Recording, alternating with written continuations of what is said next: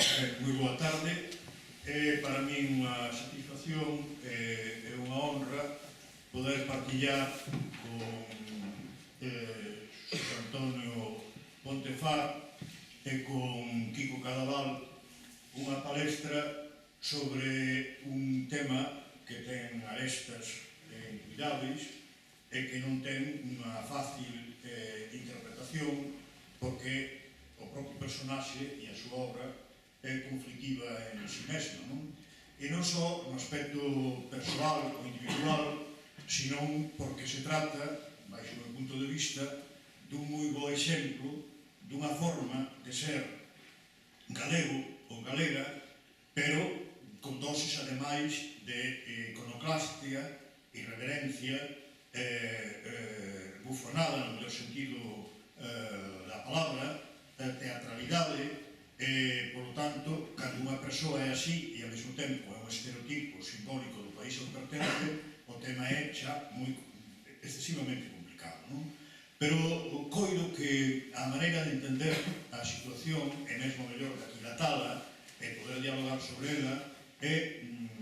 recoñecer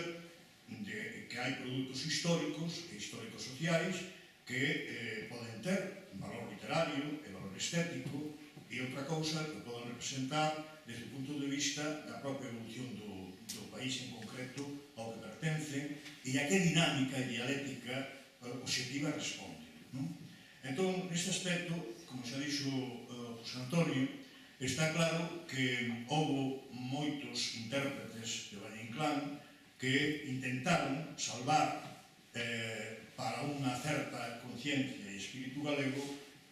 a persoa de Valle Inclán e a súa obra, non? Desde logo o caso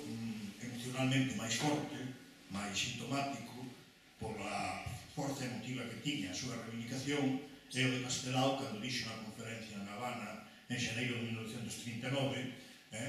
Don Ramón de Valle Inclán era entrañablemente gallego hasta cuando se mostraba separado de nuestras preocupaciones o reaccionaba contra las figuras representativas de nuestra política o de nuestra cultura. Y efectivamente, no polo oposto está a interpretación de Manuel Antonio de maestro de la juventud idiota, o maestro da mocidade imbécil de Galiza, non?